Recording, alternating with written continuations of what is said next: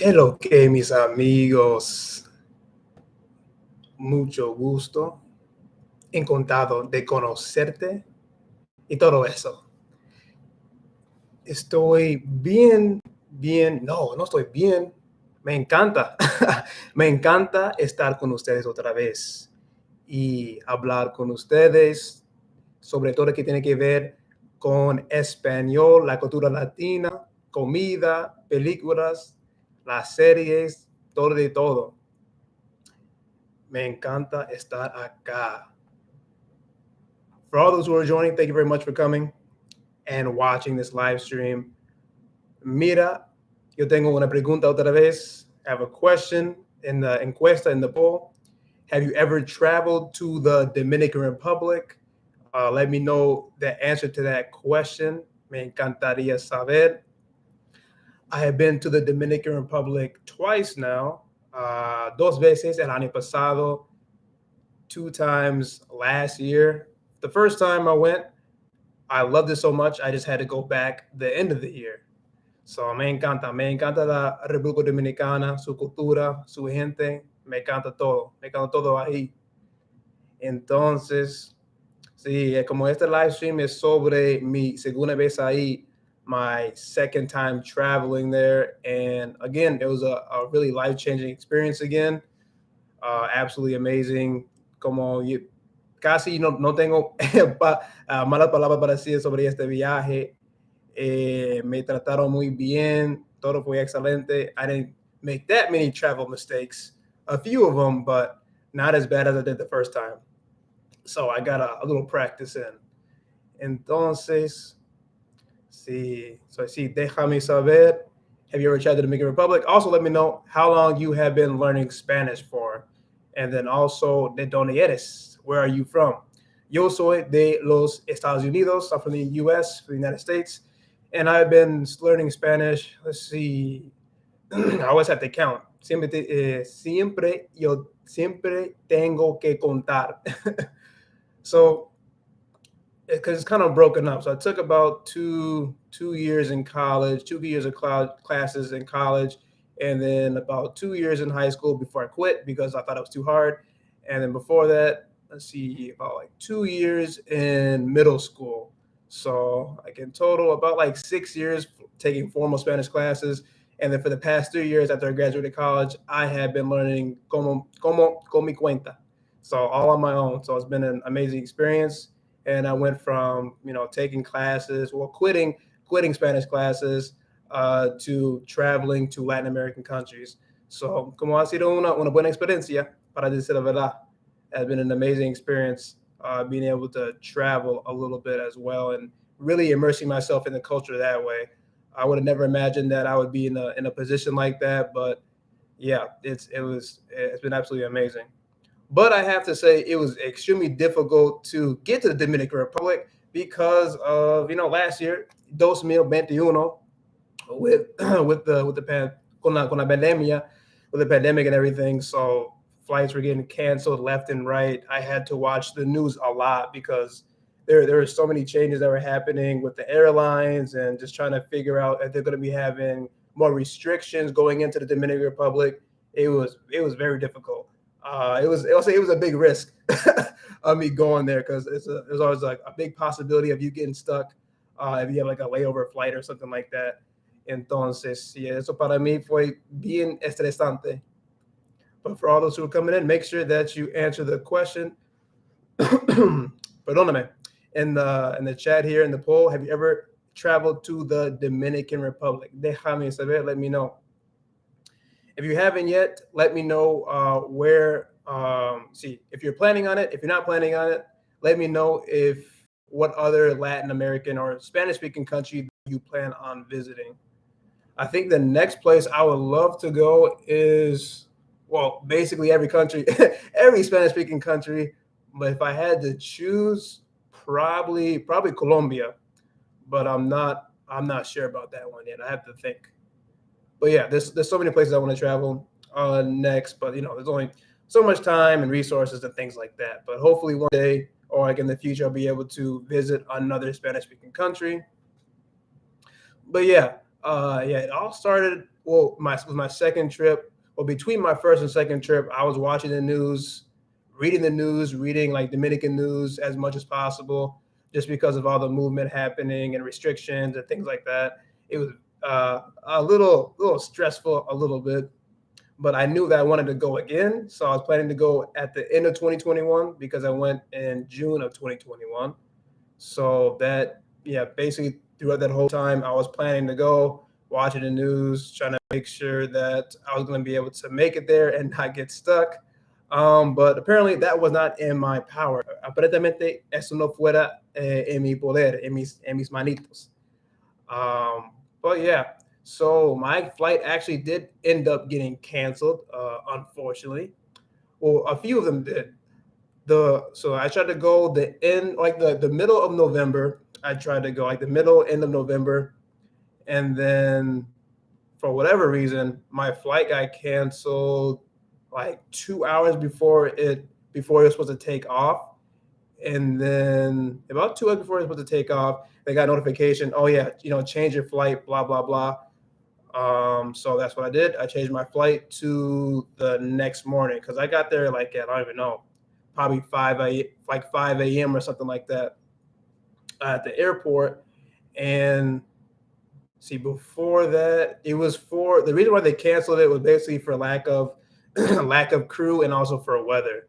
So weather being, not able to land or whatever the case may be, weather is, dangerous, so they don't want to fly. And then also not enough crew, which means not enough people, not enough crew members on the airplane to fly. So yeah, that was quite interesting. So then I changed my flight to the next day, and then it got canceled again. So it's the second time that got canceled. So basically the same exact reason. And then that was about the same time in the morning the next day, and then I had another flight get canceled. So that was three different flights that got canceled basically right after one another. Then I had to make the decision whether I was going to, go to the Dominican Republic, schedule another flight, or if I was going to change to a different day. I decided just to change it to a different day because I'm like, the possibility of me being able to go right now is like probably pretty slim. So I decided just to change my travel plans and move out my Dominican trip for a few weeks. So that was pretty crazy. Unfortunately, my friend had to wait a lot for me and like yeah, stay up because I had him taking me to the airport super early and then pick me up from the airport when the flights got canceled. So that was super annoying. But then I was finally able to go with my second trip. I was able to go, didn't get stuck anywhere, didn't get stuck in Miami or nothing like that, fortunately. And yeah, finally made it. Like when I got there, when I landed, I was just like, oh, finally. Porque fue un caos, fue caótico, todo fue un caos. Entonces, yeah, I was really happy to get there. So that was probably like the biggest, probably like the worst travel plans, the worst travel experience I've ever had was having so many flights get canceled like that and having no idea if I was going to arrive at my destination because literally anything could have happened. There were so many flights getting canceled. A whole bunch of people got stuck in Miami on like one of the flights.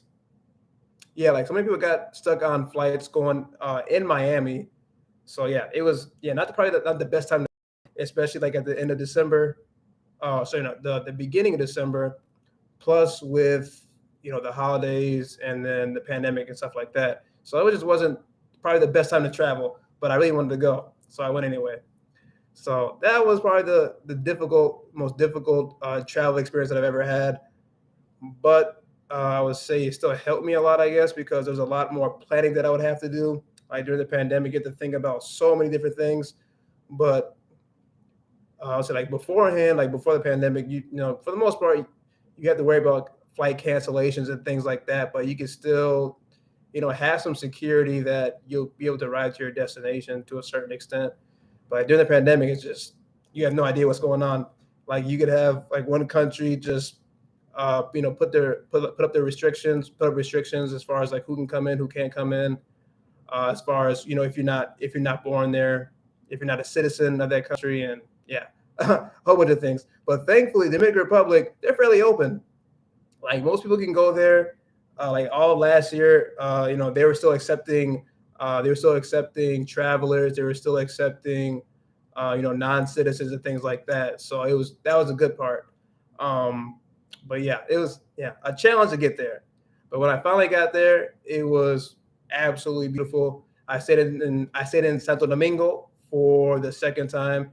I stayed there for one night, and then after that, I went to Samaná, not to be confused with Samaná. I always get those two confused sometimes now. But the city name, I'm gonna write it down. I'm gonna write it in the chat here. Is Samaná. But it seems like weak in Spanish, but it's not. So I always have to make sure I pronounce that correctly. Samaná. Samaná, not Samana. Semana. So that's a city in the northern part of the country, or the northern part of the island. Very, very small. Nothing in comparison to Santo Domingo. It's very tiny. Seems like a very small town. Like you could walk to the end of it in like a few hours. That's how small it felt to a certain extent. So like a very small knit community, but it was still really nice. Got to meet really good people. Started an Airbnb for the first time in my life, and that was interesting because I thought I was going to get an Airbnb or like the house to myself, but I was actually staying with the residents of that house. So I guess I didn't read correctly. So that was my fault. But I mean, that wasn't a big issue. Y también. If you are not subscribed to my channel, make sure you subscribe to my YouTube channel and continue to watch more videos. Like them and share them with your language learning friends. Compártelos, because that really helps me a lot. It's going to help, hopefully, to push out my YouTube channel to more people who are interested in learning Spanish, more people who are interested in language learning in general. So yeah, thank you for your support on that, and all those things like really help. Liking it, sharing my videos, commenting on them. So thank you very much for that. Muchas gracias por eso. Por todo que haga.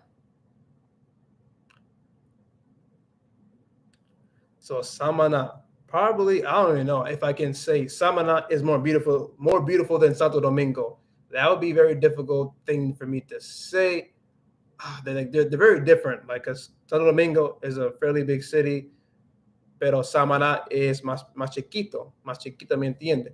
Entonces it's smaller, and I guess it's probably a little bit easier to get to like the ocean and everything, get to the beach. Versus Santo Domingo, depending on where you live in Santo Domingo, you might have to drive whatever 15, 20 minutes, 30 minutes to get to the beach and things like that. In my case, Boca Chica. That's the only beach I went to. I wish I went to other ones too, but I just went to Boca Chica. Boca Chica in Tres Ojos. It's not a beach. It's I don't know what you would call that, like a cave with water. But yeah, so Boca Chica. I went to Santo Domingo. The first time I went, not the second time. I should have went the second time. But the beach in Samaná was really beautiful as well. But at the same time, there was nobody there for whatever reason. There was when I went there like 2 or 3 times, and it was basically just me or a couple other people, maybe like 1 or 2 other people, and then maybe like a security guard, and some other workers who were selling souvenirs and things like that. Y perdóname.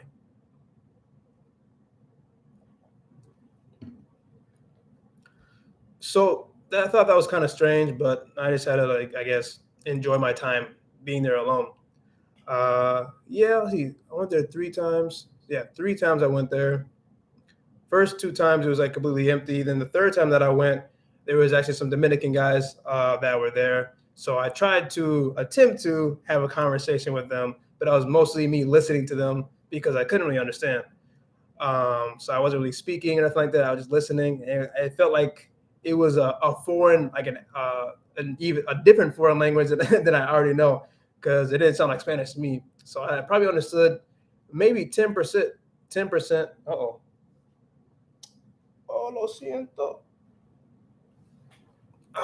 Se apagó mi luz, pero no sé qué pasó. Un minuto.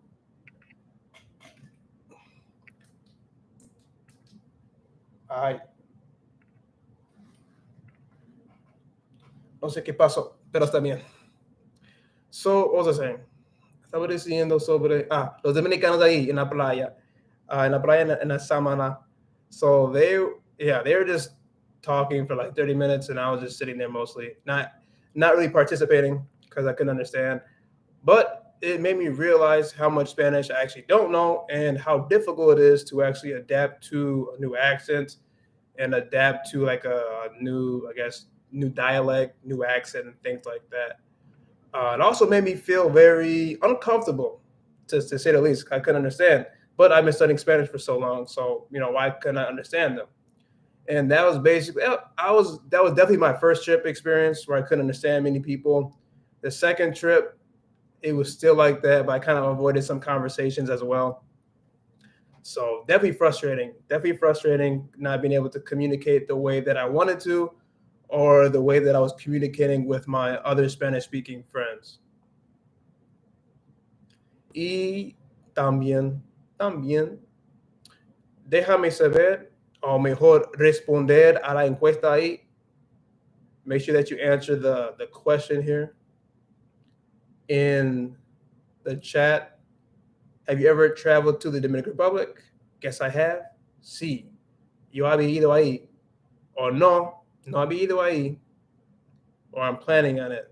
Or I'm planning on it. Estoy planeando viajar a la República Dominicana. Me encanta saber cuántas personas han ido ahí. I met a few people. I think in the last live stream there were some people who visited there. Or I think only like one person. But I haven't met too many people who have visited the Dominican Republic. But the ones that I have spoken to about it, every single one says that it's absolutely amazing. They love it, and they usually go back. And it is a beautiful country. So having that conversation with como esos dominicanos me enseñó mucho. It definitely humbled me a lot and took me off my high horse, because I always say like, oh, I'm a fluent Spanish speaker. But when I get there, I wasn't very fluent, to say the least. Wasn't very fluent when I in the Dominican Republic. Their way of speaking is bien diferente, bien distinto que los otros países. Que más? Yeah, their accent is very different. They have a lot of different slang words that I've never seen before. Even today, como hasta hoy todavía me cuesta entender todo. I still find it very difficult to understand Dominicans. I don't know too many slang words, too many como palabras coloquiales, colloquial words. I'm still trying to learn a lot more, but yeah, it definitely takes a lot of consistency when it comes to like adapting to a new type of Spanish dialect and accent that that you've never been exposed to before. You can't expect to know every single dialect and every single accent, or try to comprehend everything that they're saying. Comprehend everything that like a Dominican is saying if you've never been to the Dominican Republic before. Muchas gracias por votar. Thanks for voting there. No, I have not. And then if you haven't, let me know what Spanish-speaking country have you visited. And if you haven't visited a Spanish-speaking country, let me know which one that you would like to visit in the future.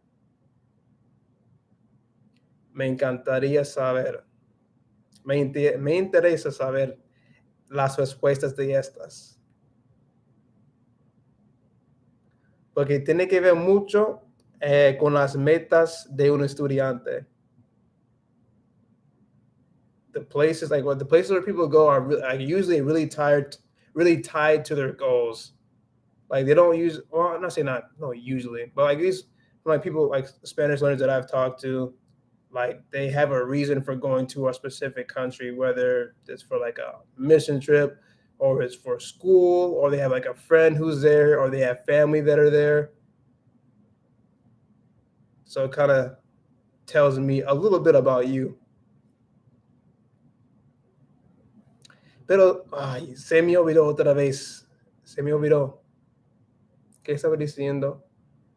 Ay, okay, sobre los acentos dominicanos, and how difficult it has been. But this year, I haven't really been focusing on any Dominican movies or TV shows. So I've actually been losing a lot of my Dominican accent, unfortunately. Even though it wasn't that strong in the first place, but it was still better than it was right now, because I had constant communication with Dominicans from my first trip to my second trip last year. So I was consuming a lot of Dominican content. And then when probably after my second trip, so after my second trip at the end of December, middle of December, no, the beginning of December, I stopped talking to as many Dominicans constantly, I suppose. So that had a big impact. But when I was there, I definitely learned. I learned a decent amount of, I would say, Spanish, but less slang, because slang is a little bit more difficult for me to understand and actually learn. Like at the focus, like make some flashcards or something like that, or write them down or whatever. Actually use them. But I learned a lot of formal Spanish. By formal Spanish, I mean Spanish that you're going to see on signs, like signs on windows, signs on doors of houses, on doors of businesses and malls and things like that. So those are the type of things that I remember a lot. Like una via. Una via is probably like the first word that I remember learning there. And una via is one way. So I saw that a lot on, while I'm driving around, while I'm riding como los motoconchos, or los conchos. And I saw a lot of those signs saying una via. So I saw it over and over and over again. And so it was really easy for me to remember. But when it comes to like Dominican slang, that's a different topic. There's only like so much Dominican slang that I can actually remember, like during that trip, especially because I wasn't taking that many notes. That's my biggest, uno de mis mayores errores ahí. Durante mi viaje, no tomando notas. I don't know how to pronounce your first name. I can pronounce your second name. But Hussein Paul says go to Sosua. I've heard many good things about Sosua. I might go there one day. I don't know. Have you been there before? I thought about going there. I thought about going to Puerto Plata, and then also to Puerto Plata, then also Sosua.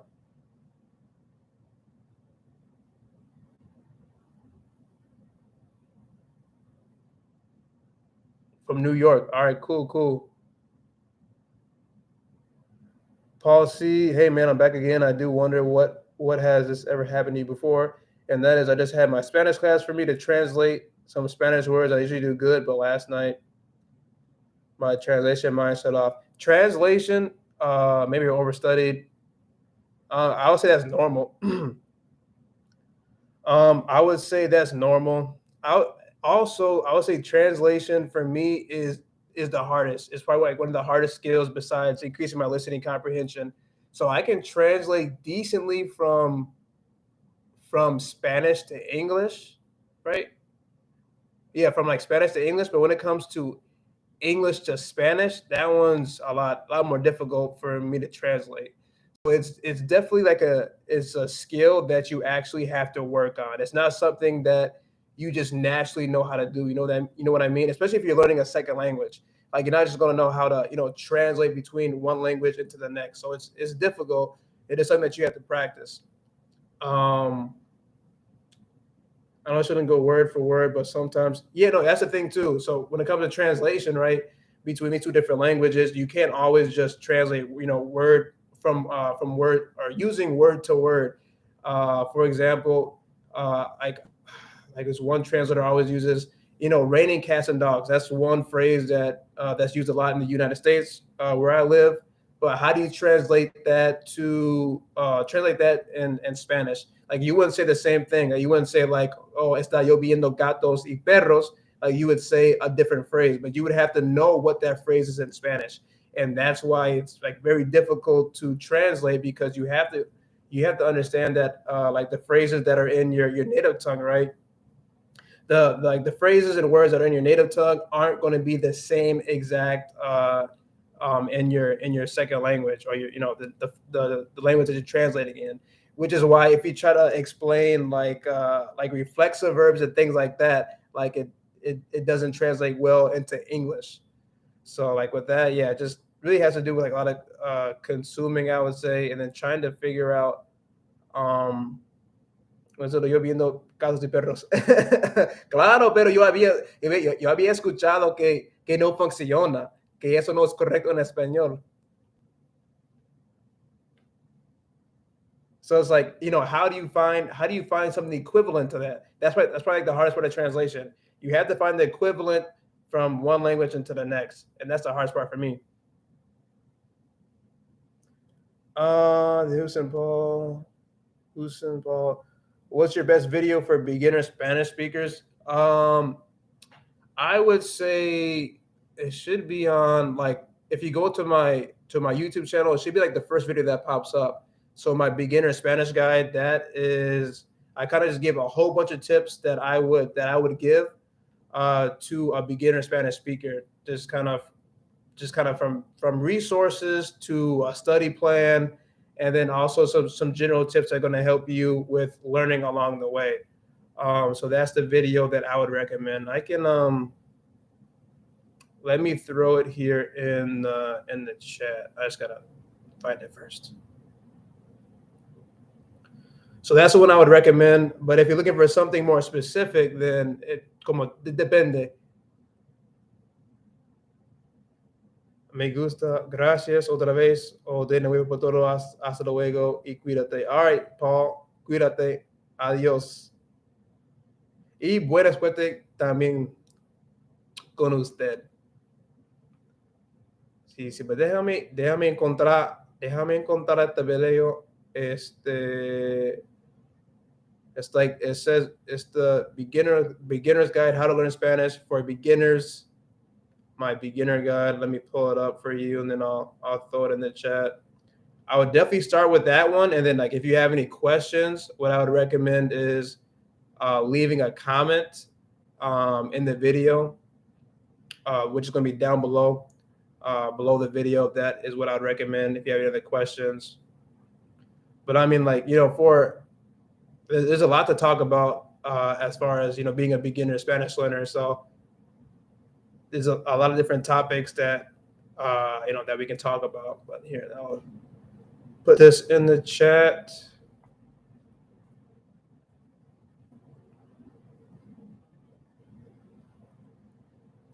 Ahí está. And that's what I recommend starting with.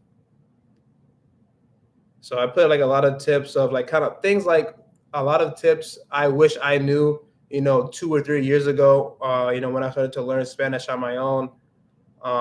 So tips for learning Spanish grammar, then vocabulary. So a little bit of everything, because for me, it's not just about like learning like words and stuff like that. That's a big part of it, learning phrases. But you have to figure out like, what are the best ways to, learn words. What's like the best way for you specifically? What's the best way to, be able to connect sentences together? What are the best study methods for you? All that stuff is really important. Instead of just having a whole bunch of words in front of you and then trying to study them. I would say that is the difficult part of learning a new language. It's kind of simple, but it's learning a language is complex. But like the process is it seems kind of fairly simple. You learn words. With these words, you can create sentences, phrases, and then you speak. Then you can focus on your listening skills, your writing skills. But the whole process to actually get there is it's kind of a different story.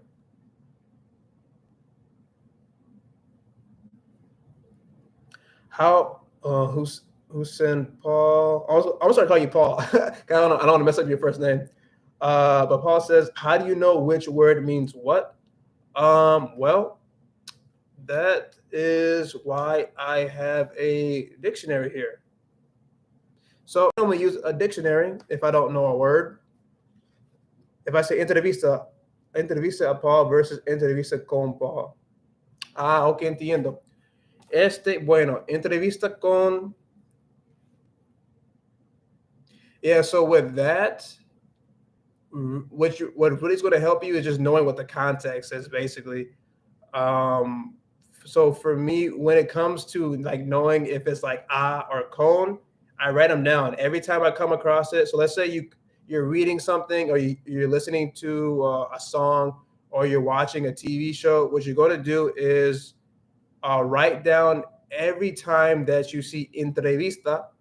You're going to write that down, and you're also going to write down the sentence, and then basically you'll know when you'll have to use that. The difference. I don't know if you have to use entrevista a Paul.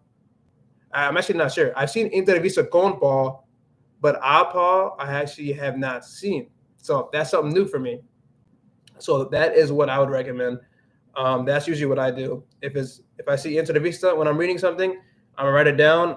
Then I'm gonna write down the sentence that it's in, and then you're gonna have a whole list of entrevista con or entrevista a o lo que sea, no importa, y podrías revisar esta lista, and then you just review this list basically over and over again until you understand when you have to use either one of them. Yeah, I'm not sure. That's a good question. That's a really good question. I'm not sure about that one actually.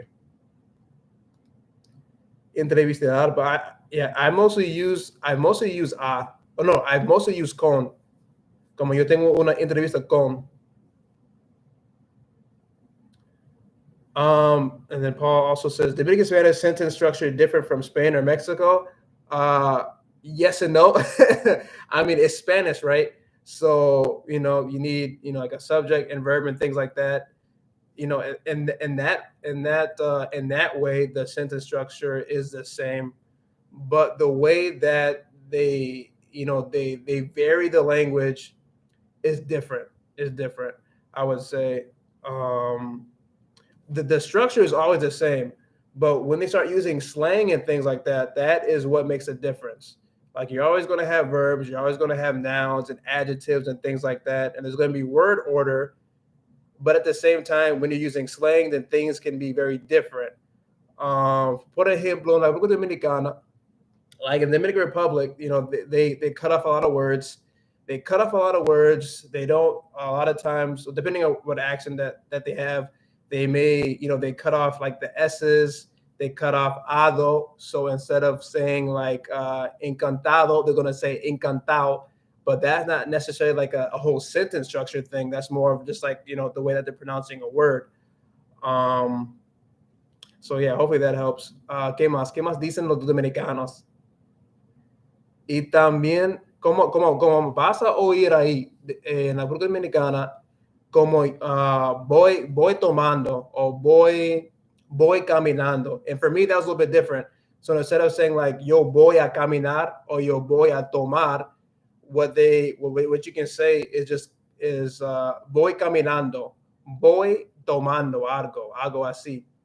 So I would say like it's in that way, Dominican Spanish is very difficult. Also because it's Caribbean Spanish as well, so it's definitely different from Mexican Spanish, but like the whole structure is still similar, but it's just the accent, the way they cut off the words, and also the slang words that they include is very different. But it also depends on what your knowledge is of of Spanish grammar as well. It also depends on that. But one thing I'll say, like this one phrase I saw on TikTok recently was "son de qué," and I had no idea what that meant, like what this meant at all. And it's because I've never been exposed to it before. So that's something to be aware of as well. Like you may have the correct sentence structure, but all a Spanish speaker has to do is just switch like two different words around, and then you'll be like completely confused. That's happened to me plenty of times. Yeah, they don't just like, yeah, they cut off the words a lot. So instead of saying like "cómo estás," they're gonna say "cómo tú estás." ¿Cómo estás? You don't say "cómo estás." ¿Cómo estás? It's gonna be more like "cómo tú estás." ¿Cómo tú estás? They cut off a lot. ¿Cómo tú estás?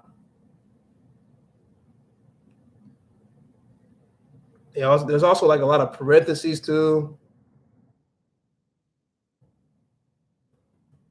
Like está duro, está eso, está duro, like they use a lot of ta and to. To is like todo, and then ta is like estar, pero just ta. And yeah, for whatever reason, that is what happens with Dominican Spanish sometimes.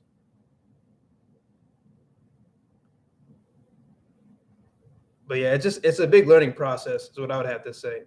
Tienes que aprender mucho. Hopefully that answers your question. If it doesn't, if you're like confused, if I'm just talking too much, let me know,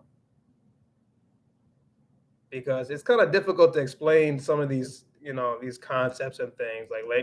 Trying to explain language is difficult.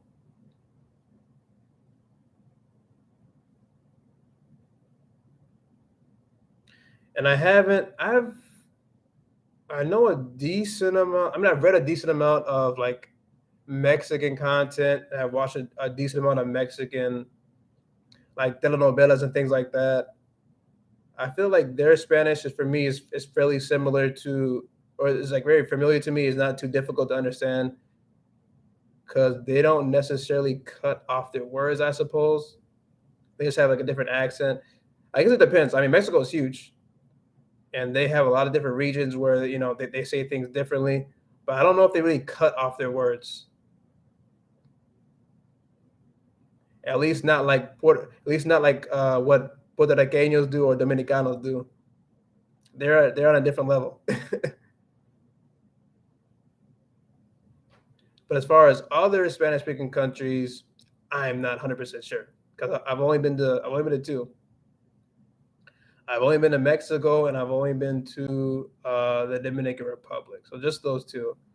It's like other countries, I'm not really familiar with like the way that they speak, or how they change up sentence structure or any of that stuff yet. There's so much to learn just from one country in itself. So much to learn, but I'm getting there.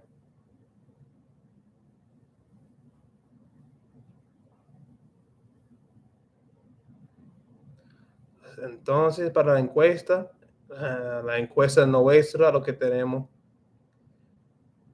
Have you ever traveled to the Dominican Republic? We have 2 for no, I have not. 2 votes. Dos votos. Votes. I always forget the word for votes. I know votar is 2 votes. I always forget like what votes is.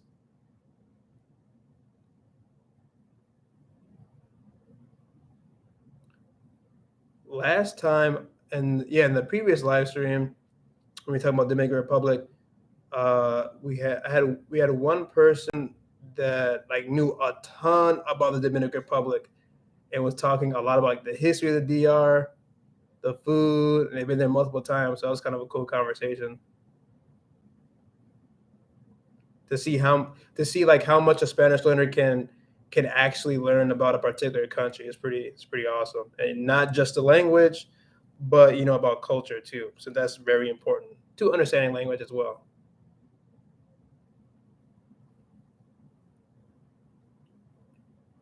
And for all those who are coming in, make sure that you answer the question here in the chat box. La encuesta. Have you ever traveled to the Dominican Republic? Yes, I have. Sí, yo he ido ahí. No, no he ido ahí. Or I am planning on it. Estoy planeando un viaje para viajar ahí. Un viaje para ir ahí. Algo así. The Spanish, you can like vary sentences so much. Y eso me cuesta.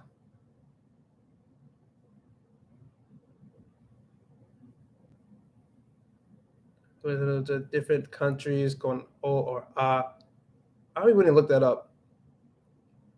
If entrevista, if you use entrevista con an A, I feel like I don't know if I've seen that before. Maybe I have.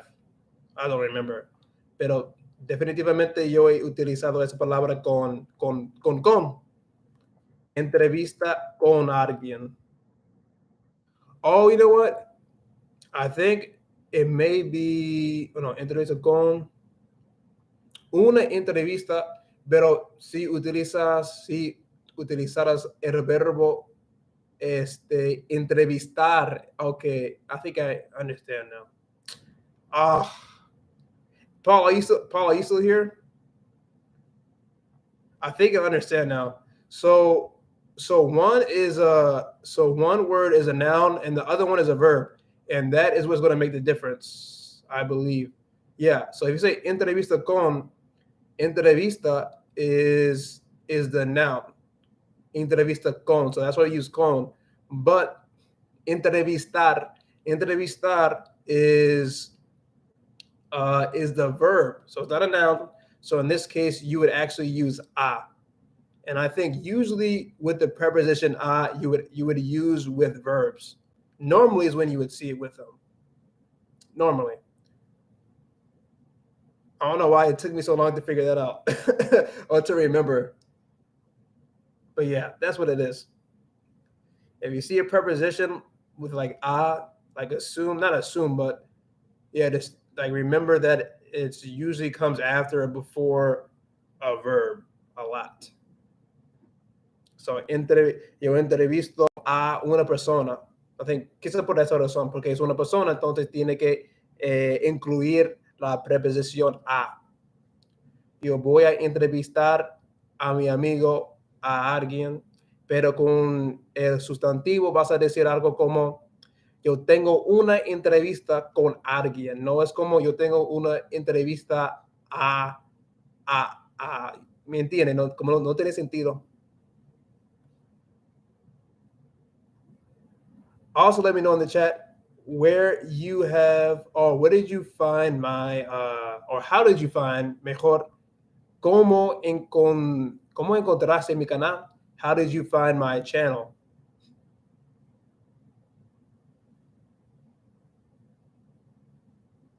¿Qué estaba diciendo? Soy dominicano. Also, when I was in Samaná, I learned a word from these two Dominicans I was with. I learned the hard way what ahorita means, ahorita. And then I also learned the phrase agua dulce. And agua dulce means like sweet water. And I don't know what exactly that meant, but it was after, como después de que nos bañemos, después de eso, después de nos bañemos, fuimos a un lugar para bañarnos otra vez, pero ese tipo de agua le llamo agua dulce. So like agua dulce was like the water that they used after we were in the beach. So I don't know exactly what that meant. I didn't really ask him, but I just remember that he said that. It was really funny. Agua dulce. And then also learned that bañarse is not only for to take a shower. So me baño or bañarse, that can also mean to swim, or I guess technically it means to like to dip yourself, or like to be in water. So bañarse, you can say, oh, for example, like when I was there, I had some Dominican friends ask me, oh, como te bañaste ahí? Te bañaste en la playa, which means like, you know, did you swim in the lake or in the beach? And then I was like, wait, what does that mean? What do you mean? Me baño? I don't know what that means. So there's multiple ways to use that verb, bañarse. And I don't know if they only do that there or if they do that in other Spanish-speaking countries as well. But I thought that was super interesting.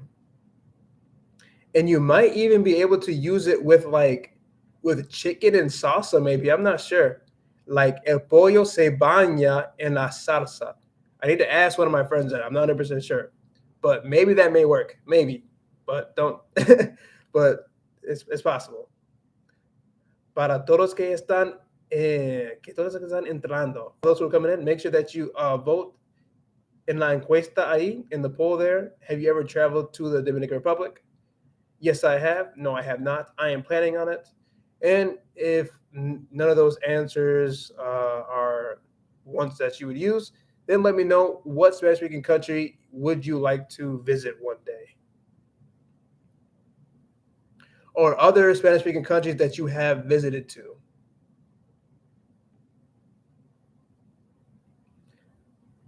Pero en Samaná también yo aprendí sobre la palabra ahorita. And I don't know why, but I never knew what ahorita was until until last year. Yeah, until my second trip to DR. So I learned the hard way what ahorita means because I saw, there's one guy that I met, Dominican guy that I met at the beach like the day prior. I saw him working. So we started talking and stuff, right? And then he asked me if I was going to the beach. And I was like, oh, yeah, I am. And he's like, oh, yeah, I'll see you there. He's like, ahorita. And I was like, all right, I guess he's going in 5-10 minutes. So I went there. I was there for at least an hour or 2 hours. And he and he would, he didn't go or whatever, or he didn't show up or whatever. I'm like, wait, what does ahorita mean? I was so confused. So yeah, it can literally just mean basically any time in the future from what I remember. There might be some time constraints, but it kind of just means later. So it's not ahora. It's not ahora. It doesn't mean right now. Ahorita could be a few hours, apparently. Ahorita could be a few hours. So don't ever get mad if you don't have an actual time schedule to meet a Spanish speaker and they just tell you ahorita and you go there right away and you're waiting. Don't get angry. Do not get angry because you did not get a specific time. Let me know in the chat, do you know about la palabra ahorita? Have you had any experience with the word ahorita? It was also very difficult for me to say as well. Okay, I would always say ahorita. I would just mix it all together, but you can't do that. It has to be ahorita, or ahora. I used to say ahora or something like that. It was really challenging for me to say last year, but I had one of my Spanish-speaking friends explain it to me many times, at least 20 different times before I could actually say it correctly. So my Airbnb in Samaná was really interesting, like I was saying beforehand, because I stayed with the residents of the house, and I thought that I was going to have the house to myself, which wasn't a problem. I just didn't read as much as I should have, apparently. So yeah, I stayed with the family that lived there, just a husband and wife. It was super interesting too because the husband was Dominican and the wife that lived there, she is una canadiense, algo así. So she was from Canada, but she moved to the Dominican Republic, and then she married a Dominican. So that was kind of really interesting to hear her story, how she got to the Dominican Republic, how she learned Spanish, because her Spanish, her Dominican Spanish was really good. You couldn't even tell, or you could tell como por fuera, for her face and everything that, she wasn't Dominican. But the way that she spoke, you could if you didn't have if you weren't looking at her face and you were just talking to her over the phone, you could tell, you would think that she was Dominican. That's how good her Dominican Spanish was. But I think that could be because she was been living there for many years, and always surrounded by Dominicans. But I thought that was really interesting. So have you ever traveled to the Dominican Republic? La encuesta, la pregunta ahí.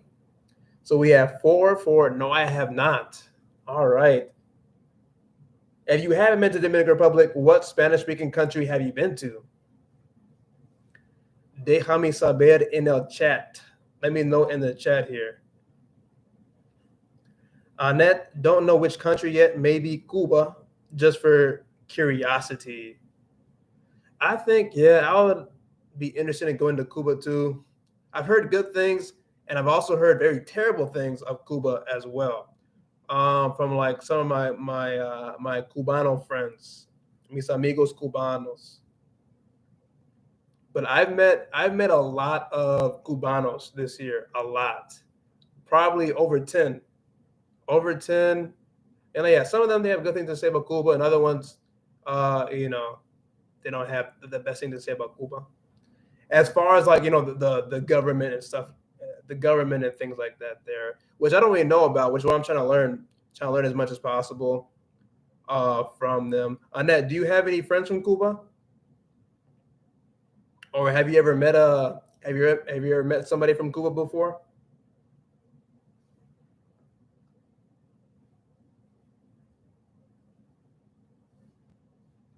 Their accent is really cool too. That's something I really want, their accent. I want to try to develop a Cuban accent, cubano, un acento cubano. Hopefully next year, maybe. You have a couple, okay? Because their accent is different from Dominican Spanish, and it's also different from Puerto Rican, which really shocked me. It's like I don't know how to explain their accent, pero es distinto. Their flow is almost their flow is almost like sí, yo también. Que ando en Bode, me encanta el acento de Cuba, yo también. I feel like they have almost more of a Puerto Riqueño flow. Like they almost like the way, like the velocity, like how fast they speak is almost like Puerto Rican Spanish almost, but it's still like it's just different. It's not exactly the same. And Camden, do you have any friends from Cuba? ¿Tienes amigos de Cuba?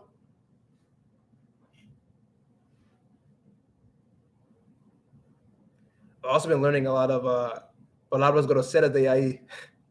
I always learn the bad words before I learn like actual like useful ones. Palabras groseras.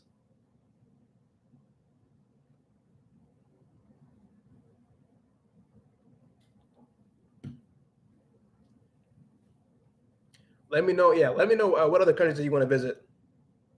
So we got Cuba. What other Spanish-speaking countries would you love to visit one day?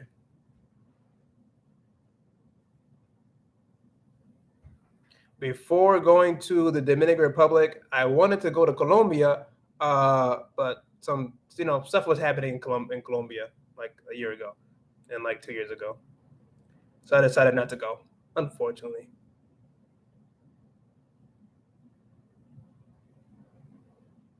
But Colombia, I mean, I want to go to every single Spanish-speaking country, but that's only a dream.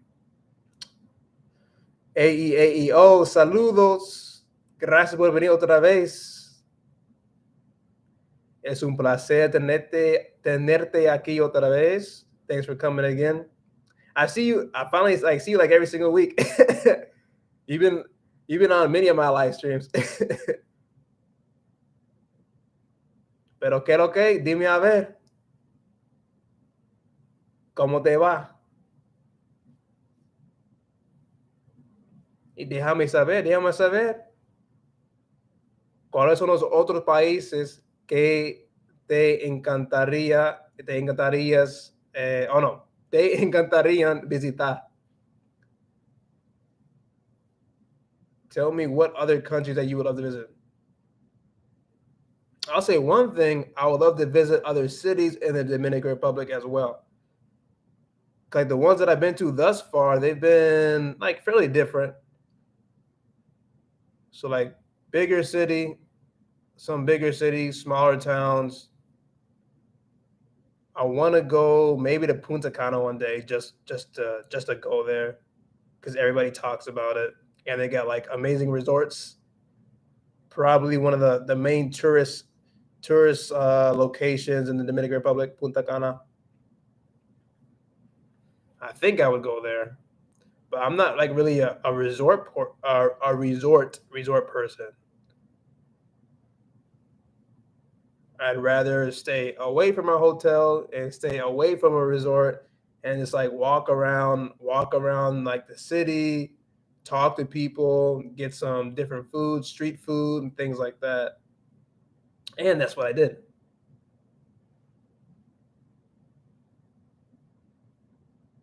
I can't remember like the first restaurant that I went to though for my second trip though. I can't remember the first restaurant that I went. That's why you always write down everything. Every time you travel, write down every single thing. Write down, I want you to write down like even street names. I want you to write down street names.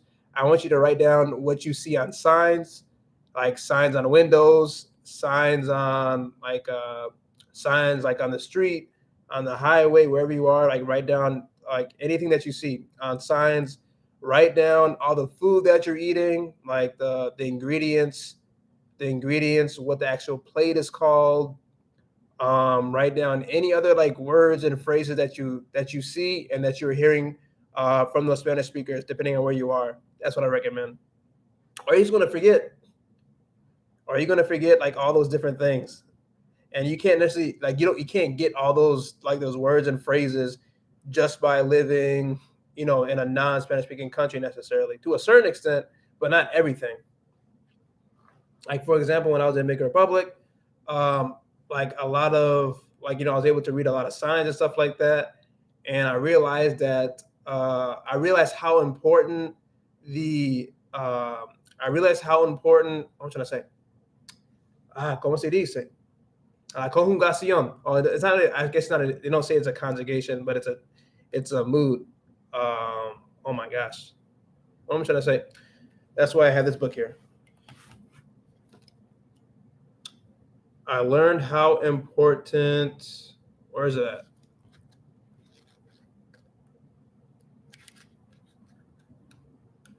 Eso es lo que me pasa durante un live stream. I really forget. I always forget like grammar rules and stuff. No, subjunctive, subjetivo. So yeah, so I realized how important subjunctive was.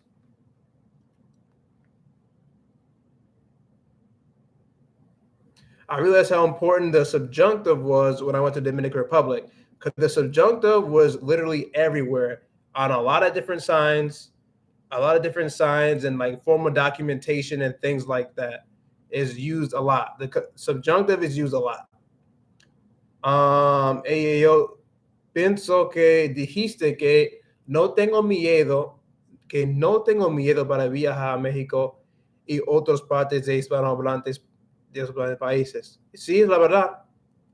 No, yo no tengo tanto miedo. Yo no tengo miedo.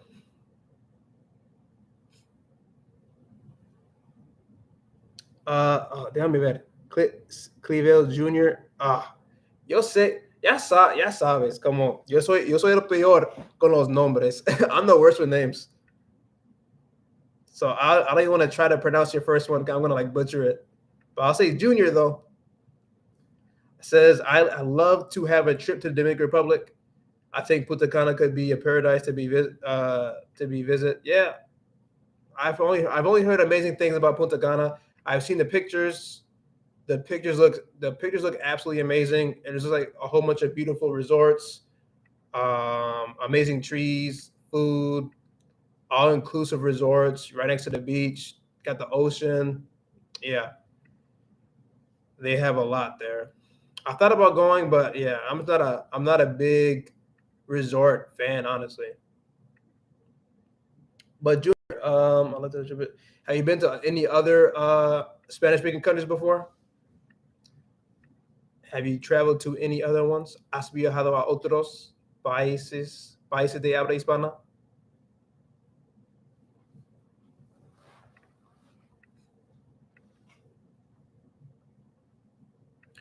I've been to Mexico and the Dominican Republic. Just those two as of right now. Hopefully in the future, I'll have the opportunity to visit more, but we'll see. Hopefully. Pero, yo, ¿por qué pensaste eso? Or did I say that yo tengo miedo? Como acabo de decir que yo tengo miedo para viajar ahí, a otros países. Yo no tengo miedo. Más, más como que estoy atento que de mis alrededores. Yo diría eso. Have to be careful where you go and like, you know, careful what you're around and things like that. But you only know so much. I mean, like when I went and I was walking around, my friends, like some of my friends would tell me like, oh, you're crazy. Como tú eres loco por caminar solo, por caminar solo alrededor de la República Dominicana. Pero depende de que, como dónde te alojas y todo eso. Todo depende if you're visiting, you're traveling, and stuff like that.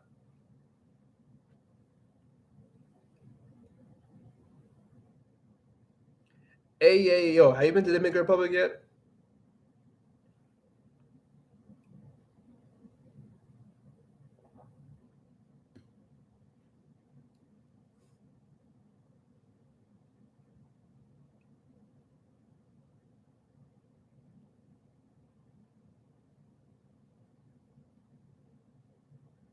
So far, déjame ver. Okay, we have 7 votes now for the question, have you ever traveled to the Dominican Republic? So you have 7 no's so far.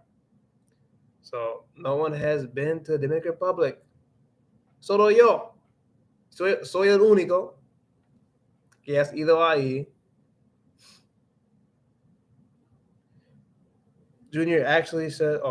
Junior says, actually, I've never had a nice and excited trip flying to other country, but I love to have, and I will. Oh, está bien. Ojalá que sí. Sí, sería una maravilla, en verdad. It's fun. I've done it 3 times, and yeah, it's a really good eye-opening experience, I would say. Like if you never visited a country outside of your native country, it's like for me, it's been just explotando mi mente con un montón de conocimiento nuevo, porque la gente vive en formas diferentes que la tuya, ¿me entiendes? People live differently all over the world. I think that's probably como la cosa que más me fascina es esto. How different people live around for me has always been like really fascinating. Because then you learn like, oh, you can do this or you can't do this. You don't use this, como no utilizas esta tecnología o lo que sea. Or like different ways of cooking things, like a whole bunch of different stuff. So I love being able to, learn how people, live in other countries. And for me, it's always fascinating.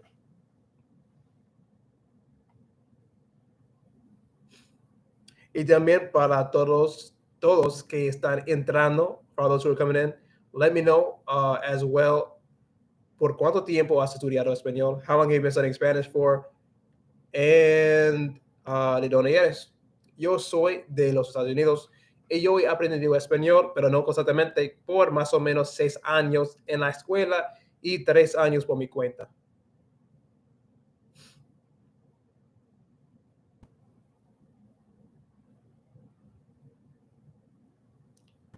Ellos no seguro si dijiste, no estás seguro si dijiste eso, pero que tú viajas a países hispanohablantes, bueno, pero que tú viajes, ¿por qué? ¿Por qué tú viajas a países hispanohablantes? Bueno, la razón para mí fue por la experiencia, porque, no sé, porque me interesó mucho para experimentar algo nuevo y yo tenía la oportunidad y nunca pensaba que llegaba el momento para tener esa oportunidad para viajar a otros países de habla hispana. Entonces, por esa razón, yo aproveché de esa oportunidad para viajar a otro país. Bueno, yo diría eso, eso es la razón y también por mi pasión. Mi pasión es aprender cosas nuevas, culturas nuevas. Me encanta hablar en español. Me encanta comunicarme con hispanohablantes por todas esas razones. Una variedad de razones, pero como yo diría que esos son las mayores, por las razones por las cuales yo fui a los países hispanohablantes. Solo por mi pasión para este idioma y la cultura. Esto es mi respuesta. Pero antes nunca pensaba esto. Nunca pensaba esto. Nunca pensaba que yo viajaré a un país de habla hispana. Eso no fue en mi mente. Pero con tiempo, con más pasión, con más amor con el idioma, yo decidí ir ahí. Yo decidí viajar a otro país y también, no sé, por eso. AEAO says, no he viajado a la República Dominicana, a DR. Ok.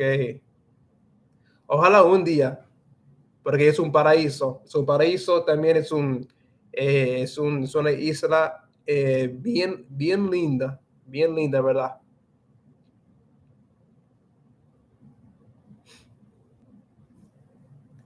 So I've only been to Samaná and I almost forgot. I've only been to Samaná. I wrote that in the chat above. So Samaná is a really interesting city name because it seems like I always forget already. Como estoy confundido. Como Semana is week in Spanish, but the city that I went to is called Samaná. So it's Samana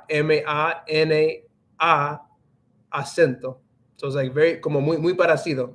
Las palabras se parecen. Samaná.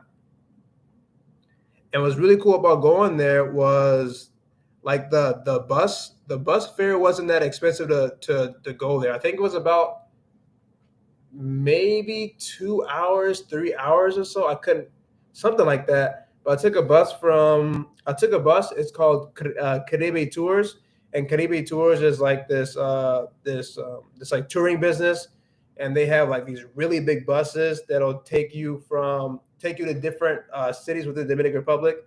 So like their transportation system and like in this format was like really good. So I just took a bus from Santo Domingo to Samaná, which is in the northern part of the island, the northern part of the Dominican Republic. And yeah, that's how I got there. It was, had like air conditioning and things like that, place to put your luggage, like fairly big on the inside, like those like double decker ones. So yeah, that's what I used to get to Samaná from Santo Domingo, and then I took the same thing back from Samaná to Santo Domingo. I used like this Caribe tours. But the thing with that is, yeah, it's hard to find information online when it comes to trying to figure out when they leave. So like their hours and things like that. So like you really, it's difficult. You kind of just have to be there. You don't have to be there. I mean, I bought tickets. Thankfully, like the times were right, but sometimes the times may not be right. You just have to like do a lot of research. So like I talked to people on Facebook before I even left, so I could ask them which buses are going to which cities, when do they leave, and things like that. So yeah, when I got there, I was able to see like all the hours and things like that. But it was still kind of confusing because it's all in Spanish. I'm trying to travel with a bus, trying to figure out when it's going to leave. So that was kind of a little difficult. But Samana was great. Samana, they had a lot of good food. It was different too because it's not like where I live.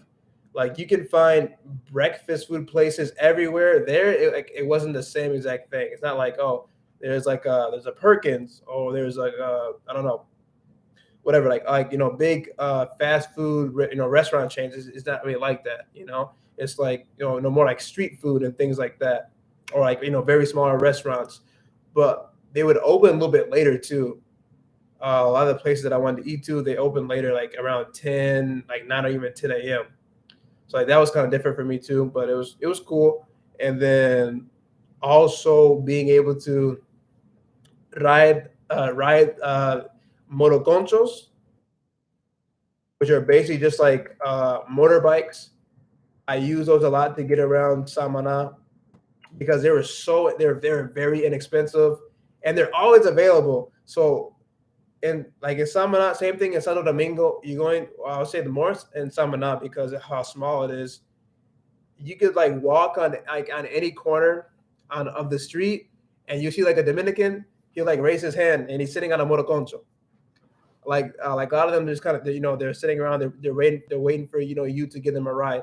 It's recommended that you, I guess that you ride a motoconcho from someone who has a vest, or I guess it's like because that means it's actually like related to like they actually work for a particular business or something like that. But I kind of just like use like whichever ones. Actually, no, I use a lot of Uber too. Like Uber has some motoconchos, or I just walk around until I saw someone. They would look at me and they're like, "You need a ride or whatever?" I'm like, "Yeah, I need a ride." So it was kind of cool in that sense, being able to get a ride. A lot of people ride motoconchos too to get around, so that's kind of cool. Um, Riding around with those, kind of dangerous though, and they they ride those things really fast. But motoconchos, I like them in Santo in Samaná, just because like it was still pretty hilly. Like there was a decent amount of hills and things like that. But in Santo Domingo, you have to worry more about the traffic because it's a bigger city.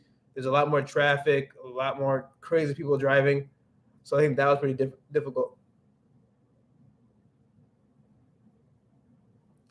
AEO says, yo devuelvo cada semana porque me ayuda a aprender cosas nuevas. Me encanta oír esto, me encanta, me encanta. Muchas gracias por compartir esto.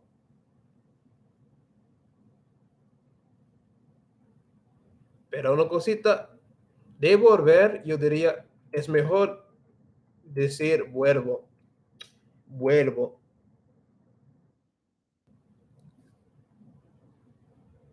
Vuelvo a venir, o como regresar. Regresar es otro verbo también que podría utilizar, pero como vuelvo, algo que es más avanzado sería como vuelvo a unirme. That was like literally saying like I'm returning to join, because like unirse is like one verb they use a lot, like essentially use a lot to like you're joining something. It could be like joining a community. It could be like joining a community. It could be like joining a live stream, joining a meeting, and things like that. Unirse a. Devolver. I think it's like if I remember correctly, devolver is like you're returning something, como un producto. Yo quiero devolver un producto a la tienda o algo así. Yo creo. No estoy 100% seguro, pero quizás podría buscarlo aquí. Déjame ver. Dame un minuto. Un segundo, por favor. Debo ver. Yeah, so that's what it means. I'm happy. I'm happy I had this handy. So I found it so fast. Lo encontré muy rapidísimo. So yeah, devolver means to return something or to give it back. Pero volver means like you, como personalmente, una persona está volviendo a algo, como volviendo a ir a una tienda, o volviendo a tirar la basura, algo así, volviendo. O también volviendo a la casa, volviendo a la biblioteca, como tú estás llegando ahí. Como en ese sentido, a veces. So yeah, devolver, to return something, to give back. Devuelto. See, devueltos, yeah, you'll see like that verb a lot, like in stores. You see this verb a lot in stores too. So that's why it's actually very useful. And let's see, some examples I have here. Le devolviste el dinero. Devuelve los libros a la biblioteca. me han, me han devuelto el favor, devuelva lo que pidió prestado. So, yeah. Borrow. Prestar is to lend, to borrow. Yo creo que es prestar. O no, prestar. No, déjame ver. To borrow a book. You see, you could. I think it's like. I think it's prestar. Déjame ver. Prestado. Prestado. Debo ver. Prestado. It's on the same page actually. Debo ver. Debo ver. Like in this sentence, it says, devuelva lo que pidió prestado. So prestado means like to borrow. Prestar.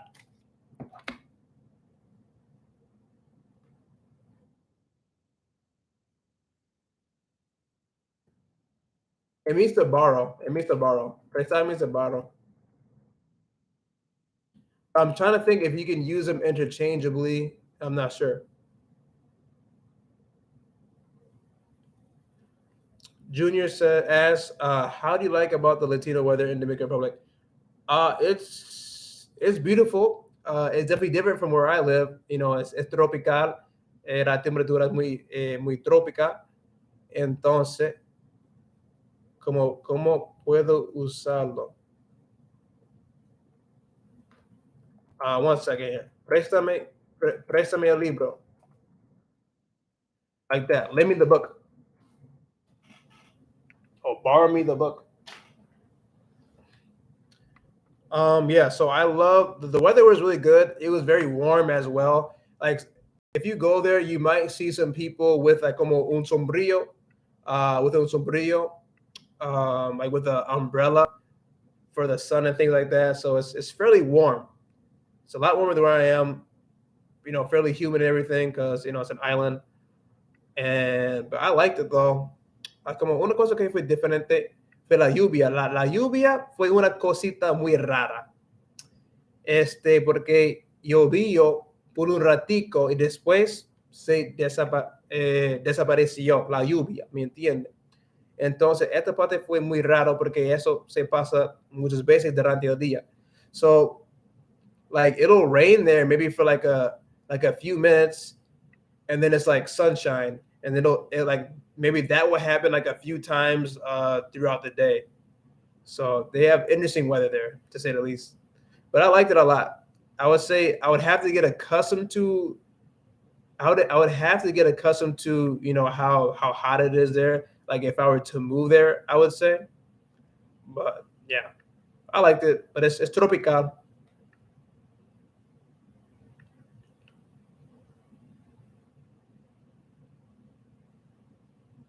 I know some places in Mexico are hot. When I went to Mexico, it was pretty hot too.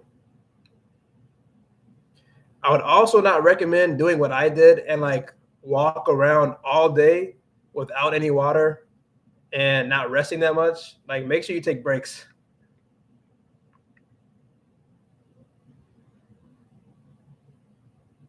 Okay. AEO says, para un ejemplo.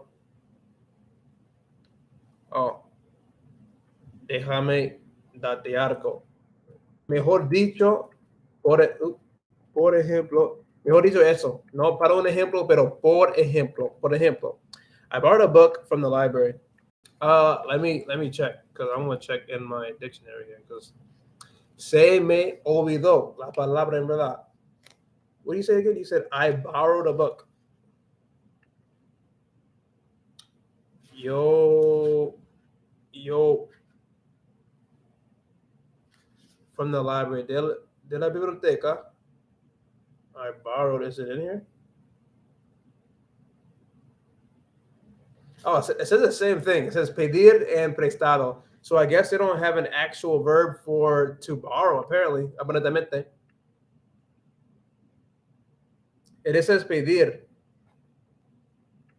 I tomo antes de prestar. Tomo no, like, I don't know. In the dictionary, it just says like prestado or it says pedir, como pedir un libro.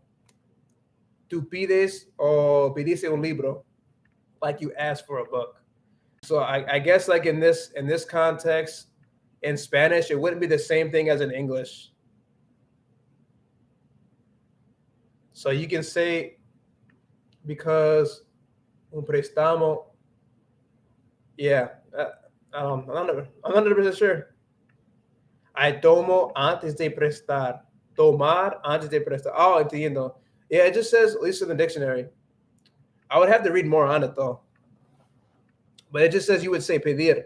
You would say pedir, or it's algo prestado.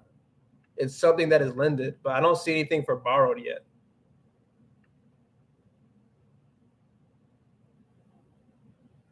Préstame un libro.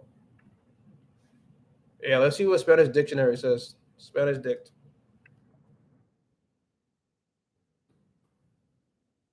Yeah, it's the same thing. So yeah, there's not an actual.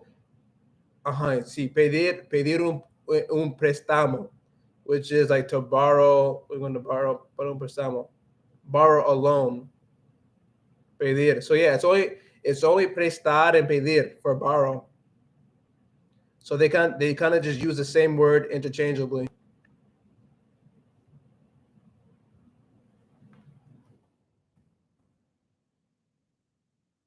So préstame to lend, como estoy prestando. So yeah, so I guess yeah, it doesn't work like that in Spanish. I guess you would just say like como yo tengo un libro de la biblioteca, or yo pedí por un libro de la biblioteca.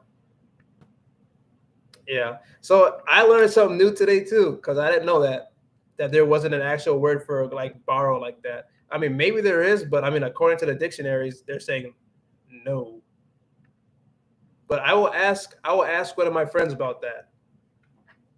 Actually, I will ask him right now and see if we can get an answer in this live stream.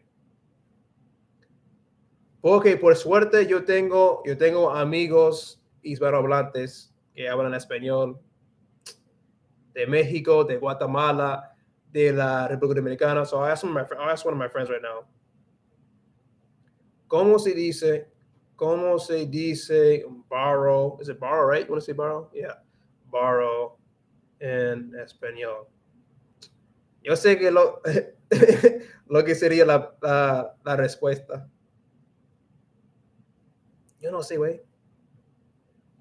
Nombre. Porque por rent, yeah, rentar. Really, just like English, rentar. Rentar, estar rentando un apartamento. Rentar. Yo rento, tú rentas, rentamos un apartamento. Eso, por lo menos, es bien fácil. At least that one is kind of simple. Rentar, then you have comprar, o también prestar, like if you actually don't.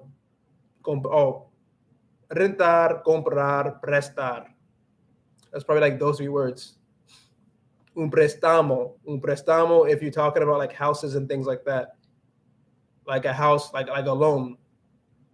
Un préstamo. So like if you looked at, you said to borrow.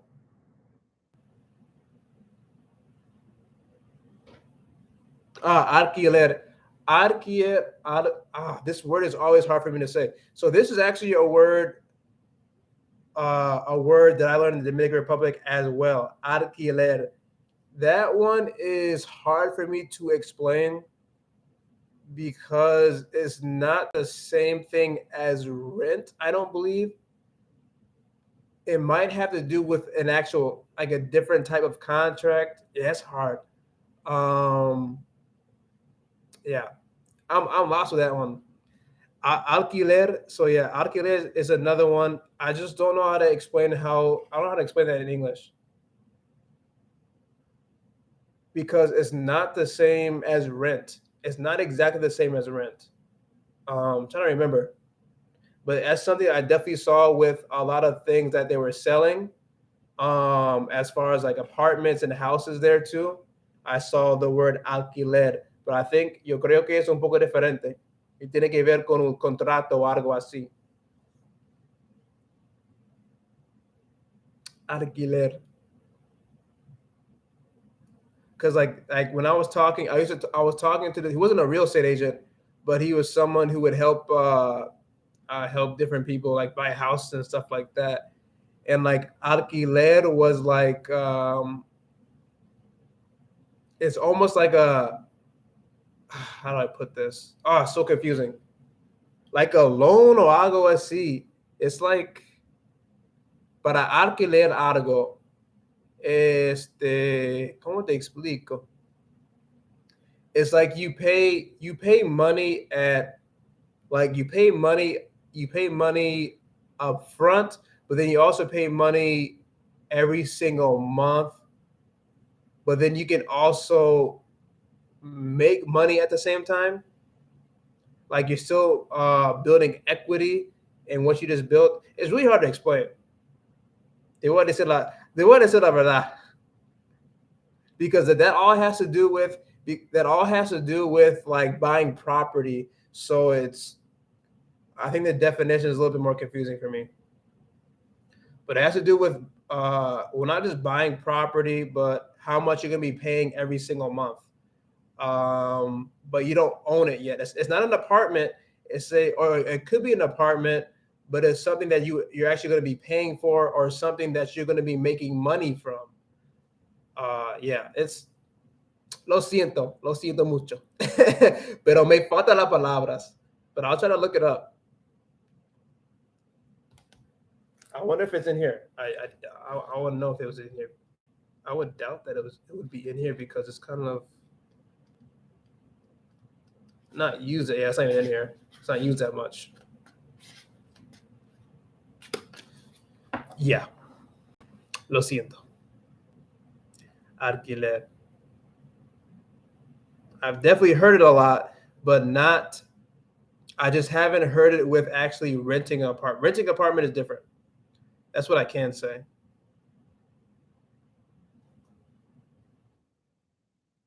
Pero ojalá que te podría explicar un poco mejor con ejemplos fijos.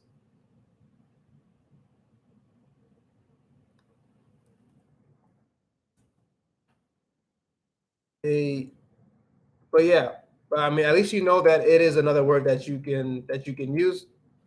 I mean, one thing you can like como podrías buscar literalmente en Google algo así, alquiler. Bueno, déjame hacerlo ahora mismo. Alquiler, alquiler de coches, alquileres baratos, alquiler de bicicletas. Sí, entonces es más que como la renta de un apartamento. Y voy a buscar alquiler en la República Dominicana y vamos a ver que me aparezca. En la República Dominicana.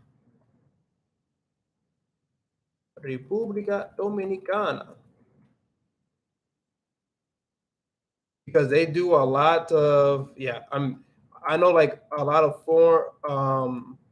foreigners, entonces como like tourists and things like that who aren't Dominican citizens. They do a lot of buying property in the Dominican Republic.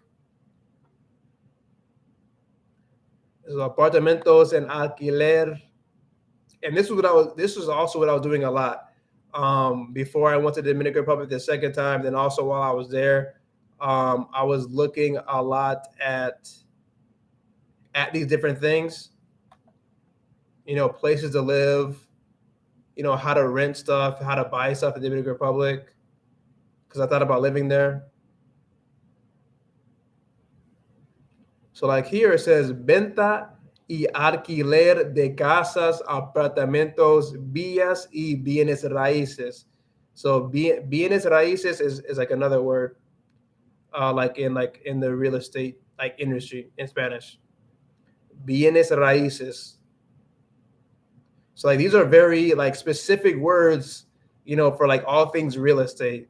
So that's why it's a little bit confusing for me too. Déjame ver.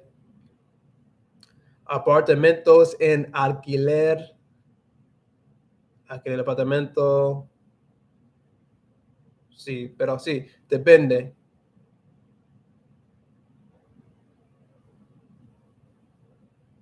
Eso es comprar, alquiler, alquiler amueblado, alquiler temporal vacacional. Entonces, sí, es como rentar, pero ahí sí, no sé.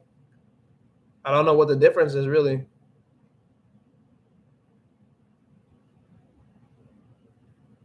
But yeah, that's basically one main method that I use to learn new vocabulary. Being being one second. Junior says, have you ever visited any nice beach in Santo Domingo region coast? The only beach that I went to in Santo Domingo was Boca Chica. That's the only one that I visited because that one's like very well known. But yeah, I forgot. I think there was another beach that was kind of close to Santo Domingo, but that's the only one that I visited was Boca Chica, and it was all right. It was all right. I got my money's worth. It was good. They had good food. It was just like really quiet when I went.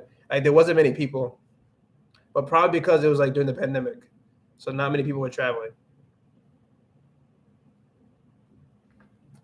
And then AEO, bienes raíces. Okay, so see, según Google, bienes raíces is just like real estate. So como literalmente como una casa, bienes raíces. So really, it's just any type of like real estate, como la propiedad. So like property in general, like any type of property that you can buy. So no es como un apartamento, no es solamente una casa, pero es el conjunto de eso. Es todo eso. Bienes raíces, real estate. Como la tierra que podrías comprar también.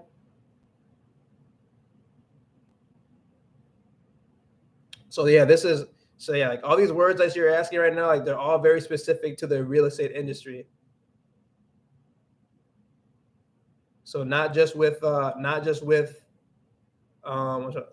quiero decir? Not just with yo quiero decir not just with like renting apartment or anything like that, pero tiene que ver con comprando una casa y todo el proceso de comprar.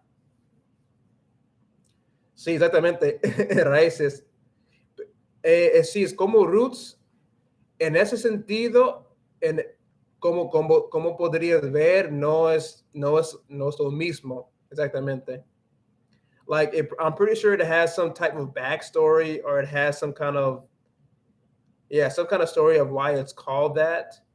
I don't know what it is, but just from by looking at it, it has some type of story behind it of why you would say it. Because obviously, if you try to translate that to English, then you would say good roots.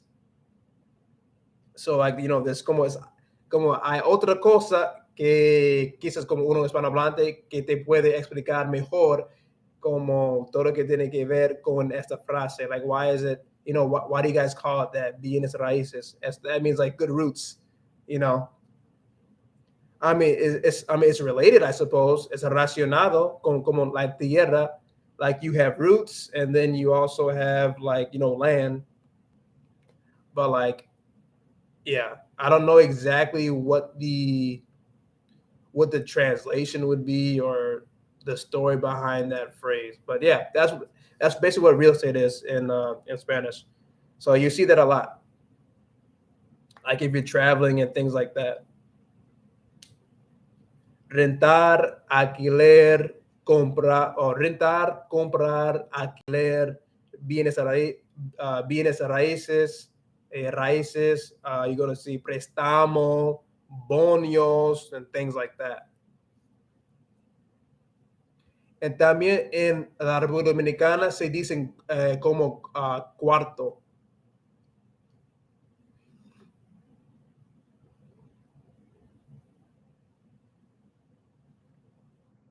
Dice como paga por cuarto. Por cuarto, which I think it means like paying by quarter.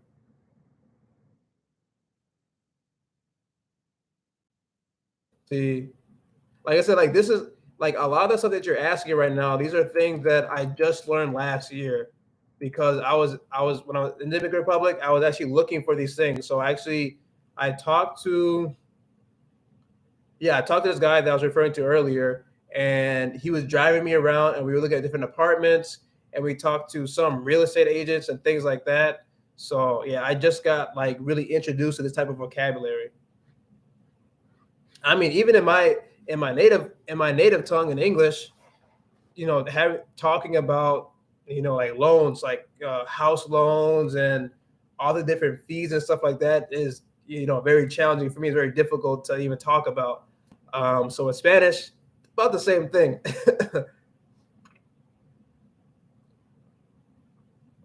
But it's good to know, so you know how much you have to pay, like how much loan that you have to pay,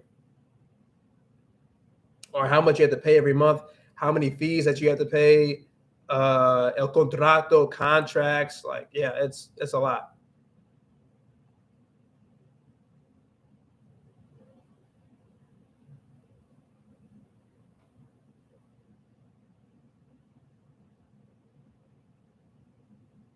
But yeah, that's one thing that I did while I was there. The other thing I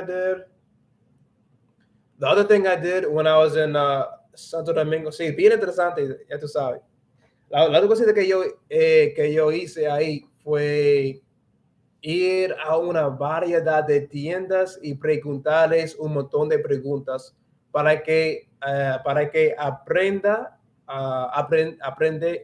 para que aprende más sobre el vocabulario de las ventas de productos y todo eso. So like when I was in, so when I went back to Santo Domingo, I went to a lot of different stores. So like a like a phone shop. I don't even call that in English. Like a cell phone service store. I went there and I asked them a whole bunch of questions because I wanted to know what type of vocabulary that they use there. Um, so like one would be like líneas, so like lines. So like cell phone lines, y qué más, servicio que quieres en la casa. En la casa, when we're talking about en la casa means like, oh, how did she explain it to me? En la casa means you don't have to go to, oh yeah, en la casa meant that you could buy a phone in a particular store and you would get the service from there. So you would buy everything at that store. But if like you would buy the cell phone service in that store, but if you go to another store, you wouldn't necessarily get all that. You would have to buy the phone there, but since it's como no está en la casa, you would have to go to a different store and get cell phone service or something like that. So that's another como una frase que yo aprendí in like a cell phone service store is en casa or in la casa. So I talked with real estate agents. I talked with a member of a bank as well because I asked them like, oh, what does like a non-resident, what does like a non-Dominican need to get a bank account here? I asked them that. Then I got like a little sheet of paper with the requirements, con los requisitos. Where else did I go? I went to those two places. Talked about real estate. Yeah, a whole bunch of confusing terminology, a lot of confusing vocabulary that I was never exposed to before. But that's why I did it.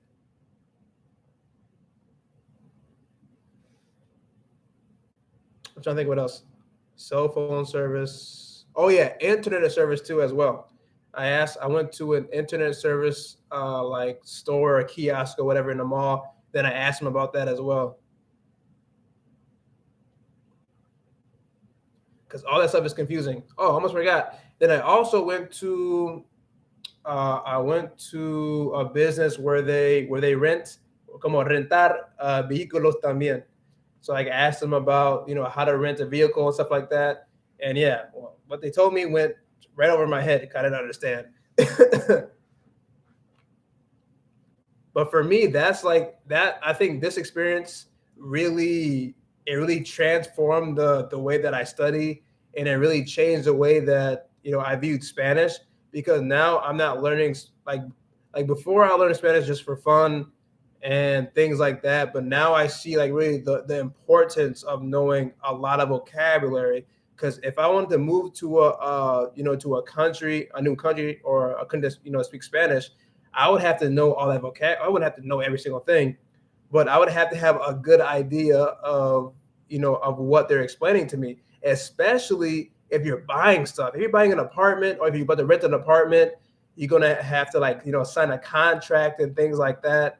That is a lot. Then you have to know like all the small details and be very careful with what you're signing, and yeah, a whole bunch of stuff.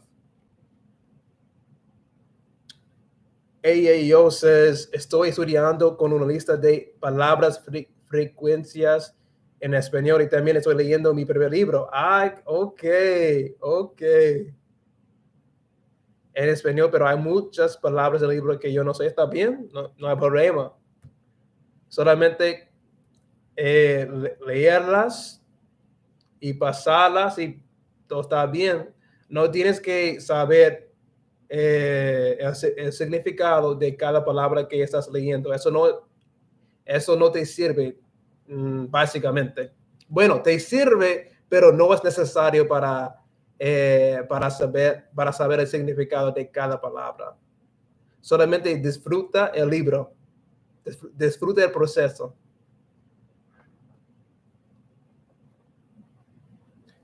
All right, let's see if anyone has come yet. Oh, so no, see, wow, nobody yet. So for la encuesta, for the poll here, have you ever traveled to Dominican Republic? We have 9 no's for I have not visited, or I have not traveled to the Dominican Republic yet.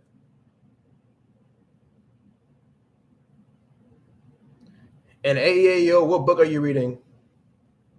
Déjame saber.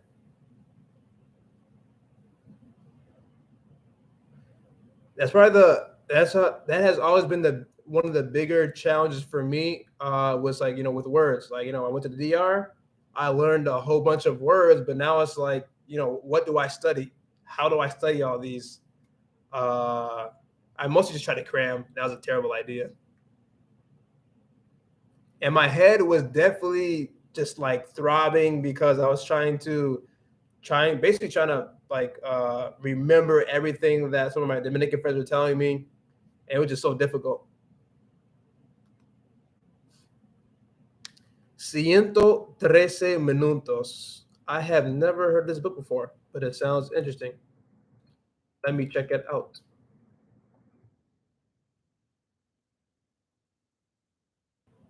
Pero por quién es el autor? Oh, I think I found it.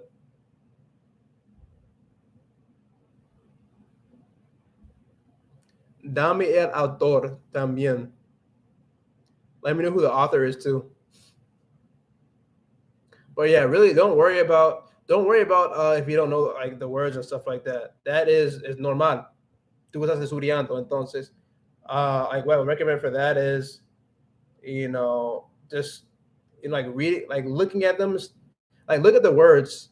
You don't have to understand every single thing, but focus more on the words that you do know, and that's how you're gonna gain more comprehension of the book that you're reading. Always focus more on what you do know versus what you don't know, and then by doing that, hopefully you can start to understand more of the other words that you don't know. Oh, by James Patterson. I've actually, I can't remember the last book that I've read by James Patterson, but very great author. Good choice. All right, let me look. Yeah, I've read some books by James Patterson, because I like action books. Me encanta libros de acción. Yeah, Alex Jones books. Yeah, very good books. Y bueno, ¿y cuántas páginas has leído? How many pages have you read so far? Y además, de igual modo también, I have, wait, this one's not down there yet. But I have some other like Spanish learning resources, dictionary, and some books. Spanish verb book, and then also Spanish travel phrase book as well. Link down in the description of this live stream. So if you are interested in looking at those or purchasing those off of Instagram, off of Amazon, you can. Those links are down below. Yeah, so I have short stories in Spanish for beginners, for intermediate. There's a volume 2 out for beginners as well. Spanish grammar book. So you can find all that and some links in the description box. As well, if you want to donate and support my channel, you can also do that now because I made a Buy Me a Coffee page. So that link is also in the description box of this live stream as well. And I don't know if you can see it. Oh, you should be able to see it now. Yes, a live stream. Yeah, I can't necessarily see it at the moment, but you'll be able to see the links in the description box as well, and you'll be able to donate. The link is under support my content. So if you see that, it says buy me a coffee. That's where you can donate as well if you're interested. And for anyone who has not subscribed to my channel yet, make sure you subscribe to my channel and also share my channel with your friends as well. So that would be very helpful for me, and watch more videos. And also give me some ideas, not ideas, but let me know what type of videos would you like to see in the future, so I can see kind of what kind of content that you would like. Okay, AEO says, por James Patterson, si voy a leer dos veces, quizás 45, 45 páginas. 105? Oh, sorry, 45 pages? 45. Okay, bueno. Okay, excelente. Y también, mira, como tú estás haciendo historia.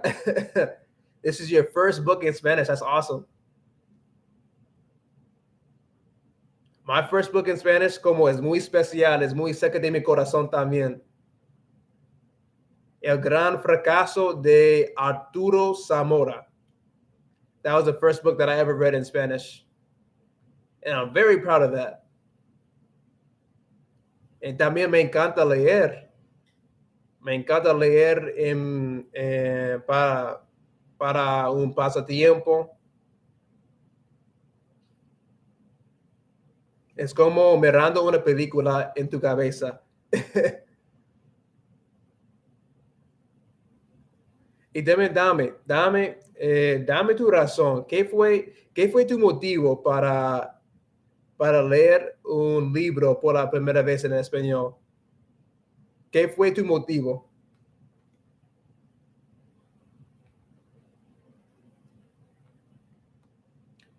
Why did you decide to read a book in Spanish?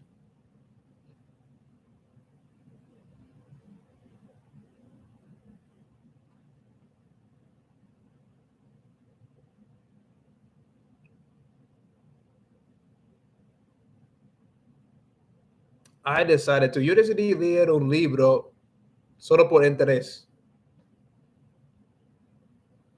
Tú también, qué excelente. Me encanta oír eso.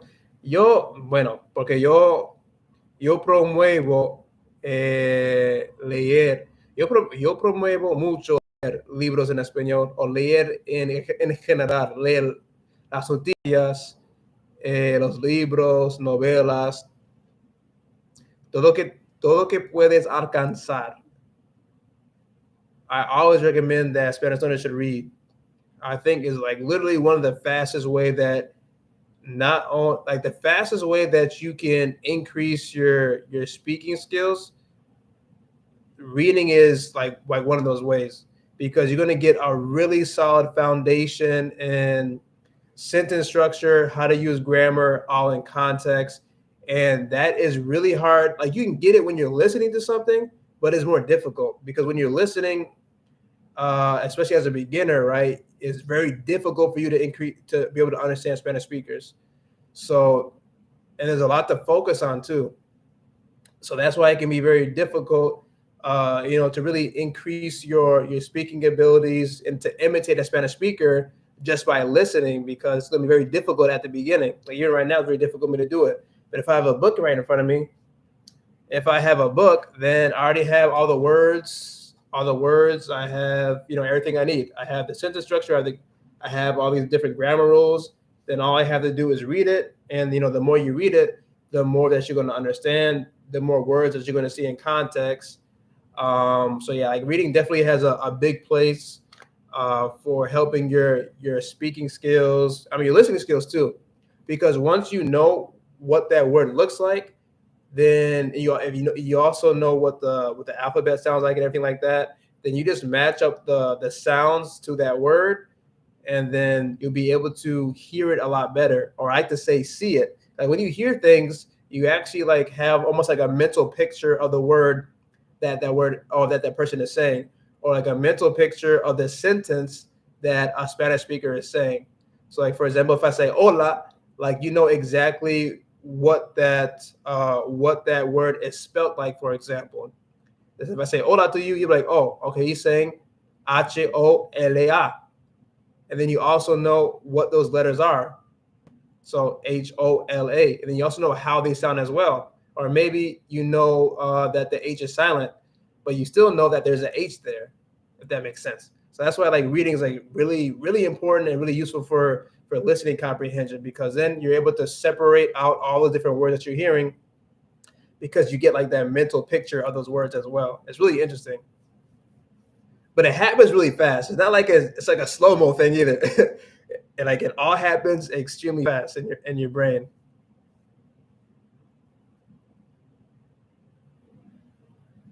Es como yo diría, bueno, porque ya me entendiste muy bien, entonces como hasta ahora, entonces, como tú ahora mismo estás separando las palabras que estoy diciendo, y como las palabras no están mezcladas, pero son muy claras y separadas.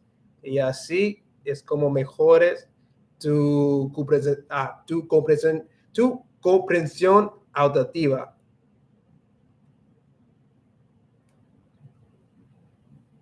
Si yo digo, pero ya sabes que estoy diciendo, porque sabes cómo se escribe la palabra digo, ¿me entiendes? Porque you have seen this word over and over again, so you know exactly how it sounds, you know exactly how it looks, you know what letters make up the word digo también.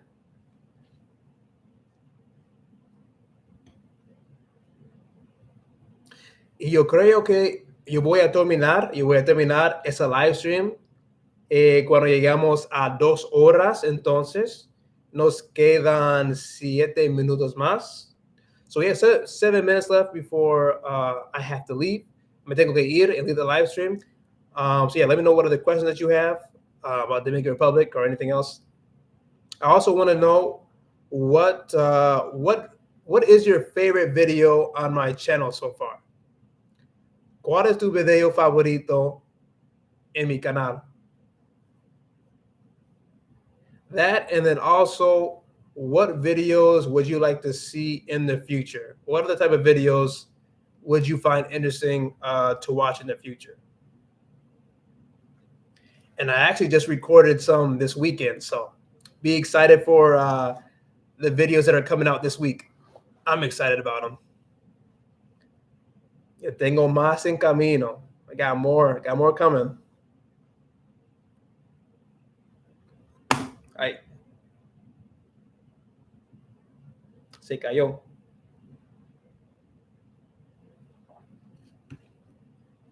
And then as well, ¿qué tenemos acá? Have you ever traveled to the Dominican Republic? We have nine votes for I have not. Then AO says, me gusta leer, leo mucho en general en inglés. Ah, qué bueno. Después leyendo muchos libros en inglés, puede capaz hablar sin buscando por una palabra. Pienso que leyendo en español puede ayudarme así también. Claro que sí, te puede ayudar con un montón de habilidades. Con un montón de todo. Un montón de habilidades. Puede capaz hablar sin buscando por una palabra. Claro.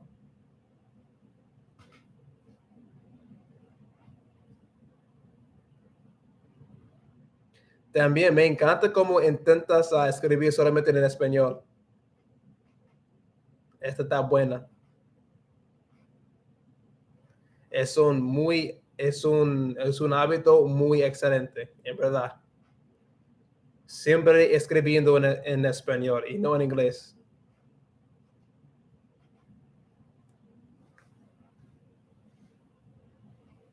Pero ¿qué más? ¿Qué más? Déjame saber what is your favorite video and what other videos would you like to see in the future? Or any questions about the Dominican Republic? I can talk about DR all day long. So I think if anything other like really crazy happened the second time I went. Not really, but they didn't have the toque de queda. They didn't. I'm pretty sure. Yeah, the toque de queda was lifted. The toque de queda is like curfew, so they didn't have curfew like the first time that I went, which is good. But I still didn't go to any discoteca, and I didn't dance because I wasn't dancing last year. I wish I could have danced in the Dominican Republic just to say I danced la bachata con dominicanos in la República Dominicana, but I didn't do it. I didn't go to one discoteca. Qué pena. ¿Qué estaba pensando?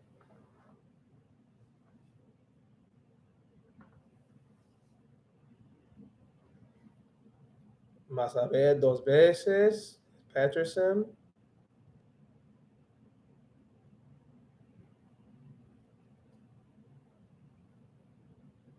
So what do you think? What do you think, AAO? ¿Cuál es tu video favorito? ¿Cuál es tu video favorito? Y también, ¿cuáles son los temas de nuevos videos que te encantarían ver?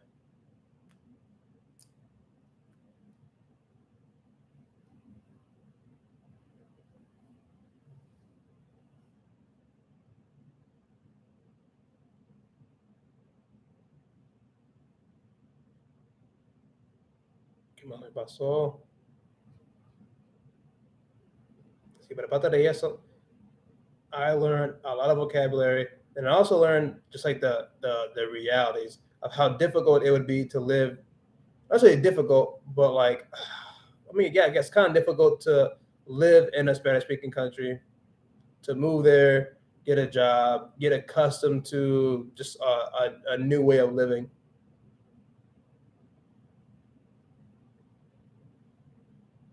That for me, I would say, is a big challenge. And I definitely think, I would say it's very amazing that people do it. It's very amazing how people do it. Some people make it look so easy.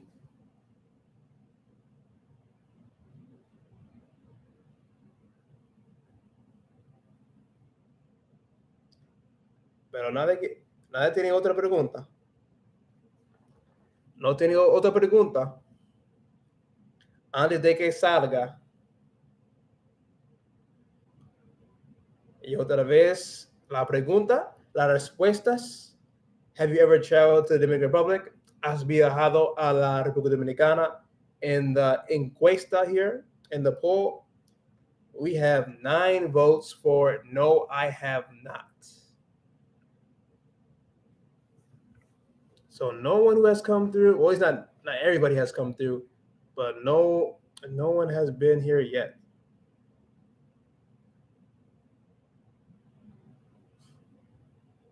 AEO says, quizás los videos preguntas la gente cuánto videos saben. Ah, ok. Sí, me encantan esos videos, pero sí, como para esos videos y tengo que buscar más personas. Pero sí, me encantó, me encantaron estas interacciones con la gente, preguntando sobre su experiencia con el idioma. Pues bien chévere. I got like some really interesting responses. Respuestas muy interesantes.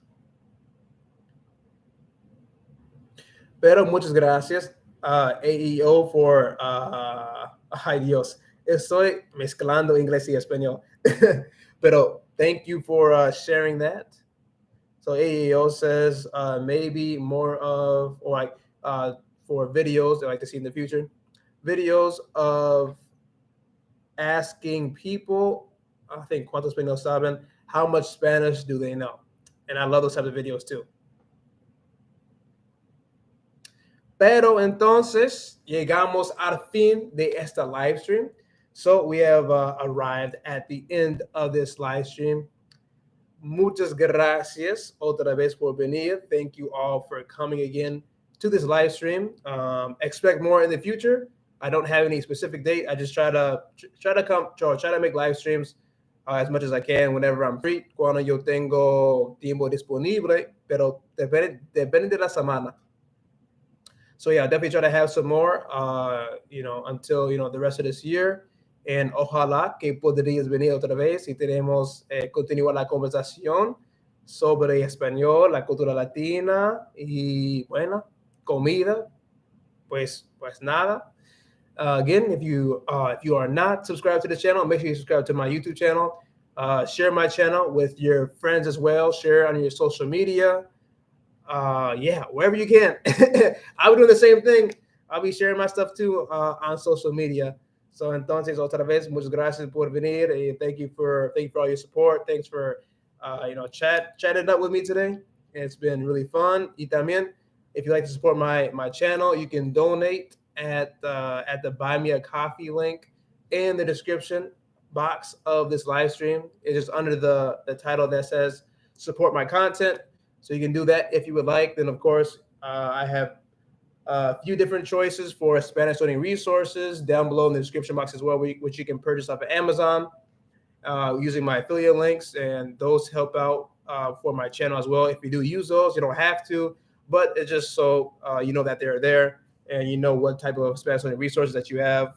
Different books, a few books, like for beginner books, intermediate books, and then also dictionary, Spanish grammar book, Spanish verb book. So for me, I think these items are like really essential for any Spanish learner. And then also, especially if you're beginning, I think you definitely need like a Spanish grammar book, a Spanish verb book, and a dictionary. That's just kind of standard. It's something that you're always going to be using, not just as a beginner, but as well when you become an advanced Spanish learner. As you saw during this live stream, I was using this dictionary here. I was also using my Spanish verb book. So, these are things that I still use all the time, every single week. I'm always,